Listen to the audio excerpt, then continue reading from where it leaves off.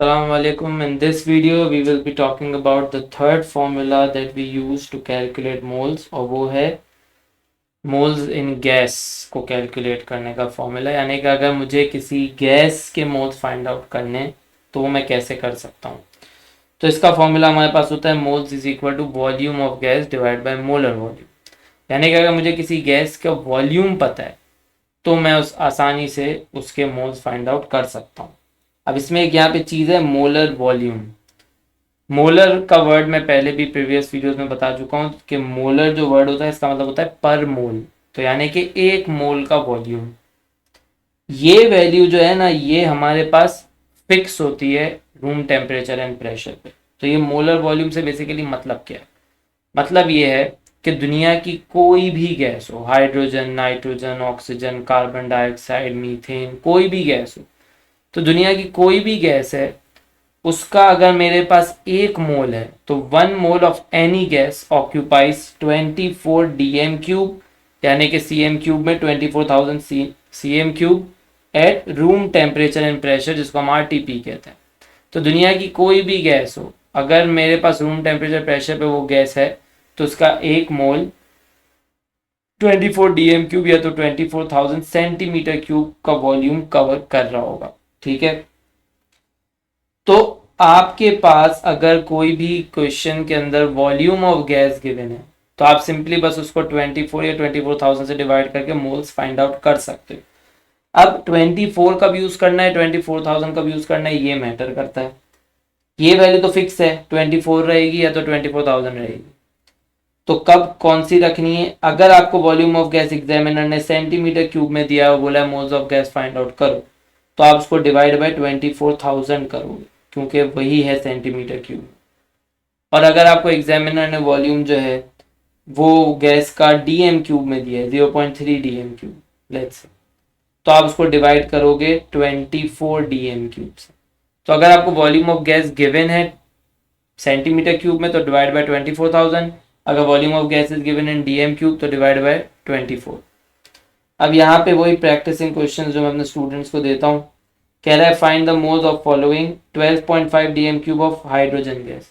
यहाँ पे इस तरह के सवाल मुझे फर्क नहीं पड़ता कि कौन सी गैस दी हुई है, मुझे वॉल्यूम दिया हुआ है ना हाइड्रोजन गैस का, तो वॉल्यूम है 12.5, मोलर वॉल्यूम कितना होता है 24, तो 12.5 डिवाइड बाई 24 इज 0.52। इसी तरह ये सारे सवाल हुए हैं। जैसे यहाँ 100 सेंटीमीटर क्यूब दिया हुआ तो 100 divide by 24,000 number of moles आ जाएंगे। ठीक है ना, इसको हम शॉर्ट में जो है ना N is equal to V upon M V कहते हैं। अब लोग इसे कहते हैं कि नहीं, मुझे नहीं पता, लेकिन मैं इसको N is equal to V upon M V कहता हूँ, यानी volume of gas divide by molar volume. इसमें बहुत कॉमन मिस्टेक जो बच्चा पेपर में करता है ना, वो क्या करता है कि एग्जामिनर ने वॉल्यूम दिया होता है किसी सोल्यूशन का और बच्चा इस फॉर्मूला में अप्लाई करके बैठ जाता है। ओ भाई, दिमाग खुदा के वास्ते थोड़ा सा चला लो। वॉल्यूम ऑफ गैस में भी वो आपको मुंह से फाड़ के बोलेगा नहीं कि ये गैस का वॉल्यूम है। अरे भाई, जिस चीज का वॉल्यूम दिया हुआ है वो आपको पता होना चाहिए ना कि गैस है कि नहीं। तो अगर उसने आपको बोला है कि वॉल्यूम ऑफ ऑक्सीजन इतनी है और मोल्स फाइंड आउट करो, तो आप ये वाला फॉर्मूला यूज करोगे क्योंकि वॉल्यूम आपको एक गैस का दिया हुआ है, ऑक्सीजन एक गैस है। उसने आपको बोला हुआ है वॉल्यूम आपको दिया हुआ है उसने 30 centimetre cube of sulphuric acid, तो अब उस 30 को उठा के यहाँ नहीं रख देना क्योंकि सल्फ्यूरिक एसिड कोई गैस नहीं है, सोल्यूशन है। तो फिर number of moles is equal to concentration into volume वाला जो फॉर्मूला है वो यूज होगा। ठीक है ना, तो यहाँ पे हम जो एग्जांपल देख रहे हैं वो किसकी हैं, जिसमें आपको वॉल्यूम ऑफ गैस दिए हुए और आपको moles of gas find out करनी है with the help of formula moles is equal to volume divide by molar volume. अब ये आगे जो प्रैक्टिस क्वेश्चंस हैं इसके अंदर अब बोला है find the volume of gas. अब आपको मोल्स दिए हुए गैस के, आपको बस वॉल्यूम पता लगाना। अगर एग्जामिनर चाह रहा होगा कि आप डीएम क्यूब में फाइंड आउट करो तो वो बता देगा। तो आपके पास फॉर्मूला क्या है, number of moles is equal to volume upon molar volume. Number of moles आपको दिए हुए 0.4, तो 0.4 is equal to volume dm cube में चाहिए तो मैं यहाँ मोलर वॉल्यूम रखूंगा 24, तो 24 multiply by 0.4 will give me 9.6 DM cube. और अगर एग्जामिनर को आपसे सेंटीमीटर क्यूब में पता लगवाना होगा तो वो आपको बता देगा सेंटीमीटर क्यूब, उसमें आप मोलर वॉल्यूम जो रखोगे वो फिर 24,000 रखोगे क्योंकि सेंटीमीटर क्यूब में वॉल्यूम चाहिए। और अगर आपको एग्जामिनर ने ये मेंशन ही नहीं किया कि वॉल्यूम डीएम क्यूब में चाहिए या सीएम क्यूब में, तो इसका मतलब ये आपकी मर्जी है कि आप 24,000 रख के सेंटीमीटर क्यूब में फाइंड आउट कर लो या 24 रख के डीएम क्यूब में फाइंड आउट कर लो, दोनों ही सही होगा अगर एग्जामिनर ने आपको स्पेसिफिकली ये बोला नहीं है अगर। ठीक है, ये सारे प्रैक्टिस क्वेश्चंस हैं जो मैं स्टूडेंट से करवा रहा होता हूँ। अब यहाँ पर स्टीशियोमेट्री की अब जब बात आती है तो 3 फॉर्मूला इस वीडियो तक आपको पता चल चुके हैं मोल्स कैलकुलेट करने के। Moles is equal to mass upon MR, moles is equal to concentration into volume, moles is equal to volume of gas divide by molar volume.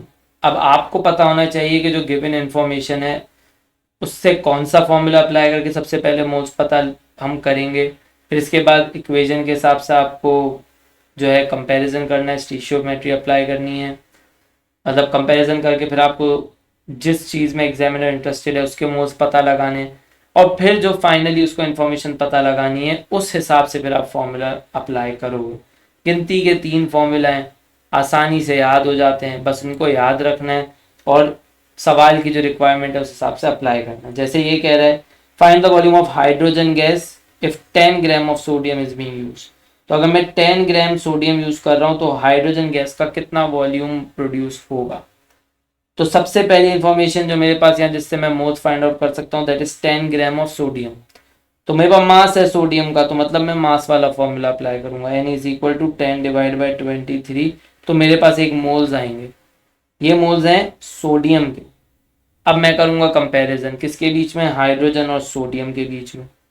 Sodium के मेरे पास जितने भी मोल्स हैं, हाइड्रोजन के मोल्स उसके half है क्योंकि रेशियो है 2:1 का। सोडियम के 2 मोल्स हाइड्रोजन के 1 मोल के बराबर, यानी कि सोडियम के जो भी मेरे पास मोल्स आएंगे हाइड्रोजन के मोल्स उसके आधे हो जाएंगे। तो कंपैरिजन करूंगा तो जो मोल्स मेरे पास आए थे ये 10 डिवाइड बाई 23 करके उसके आधे मोल्स मेरे पास हाइड्रोजन गैस के होंगे। फिर तीसरा फॉर्मूला वॉल्यूम पता लगाना है हाइड्रोजन गैस का, तो मतलब अब गैस वाला फॉर्मूला यूज होगा। मोल्स मेरे पास हाइड्रोजन के आ चुके होंगे और फिर मैं उसके वॉल्यूम को फाइंड आउट करना चाहता हूँ, डिवाइड बाई 24 कर दिया क्योंकि आज सवाल में इसने बोला नहीं है कि वॉल्यूम किस यूनिट में चाहिए। तो मेरी चॉइस है, मैंने डीएम क्यूब में रख लिया। जो मोल्स आए थे उससे मैंने 24 को मल्टीप्लाई किया and I will get the volume of hydrogen gas that will be 5.208। तो इसी तरह आपको ये बहुत क्लियरली पता होना चाहिए कि कौन सा फॉर्मूला किस सवाल में कब और कहाँ यूज होने वाला है। स्टीशियोमेट्री आपकी सही से अप्लाई होनी चाहिए, कंपैरिजन सही से होना चाहिए और जाहिर उसके लिए इक्वेशन भी सही से बनी हुई होनी चाहिए। अगर एग्जामिनर आपका सवाल कॉम्प्लिकेटेड करना चाहेगा तो वो इक्वेशन भी आपसे पहले खुद ही बनवाएगा, फिर आपसे मोल्स भी कैलकुलेट करवाएगा, कंपैरिजन करवा के फिर दूसरे के मोल्स फाइंड आउट करवाएगा और फिर आपसे जो रिक्वायर्ड इंफॉर्मेशन को चाहिए जैसे कि यहाँ पे वॉल्यूम ऑफ हाइड्रोजन गैस है तो वो पता लगवाएगा। तो ये सारे प्रैक्टिस क्वेश्चन जो हैं इसी तरह ही यहाँ पे रखे हुए हैं मैंने। ठीक है, बच्चे जितने भी स्टूडेंट्स हैं सब प्रैक्टिस करते हैं इन्हीं क्वेश्चंस को यूज़ करते हुए। तो इसी के साथ हमारे पास जो मोल्स की हमारे पास इम्पॉर्टेंट 3 फॉर्मूला जो थे वो हमने डिस्कस कर लिए हैं। आगे की वीडियोस में इंशाल्लाह जो हम लोग मोल्स का बाकी का काम भी करेंगे। तो इस वीडियो में यहीं तक रखते हैं बात। अल्लाह हाफिज़।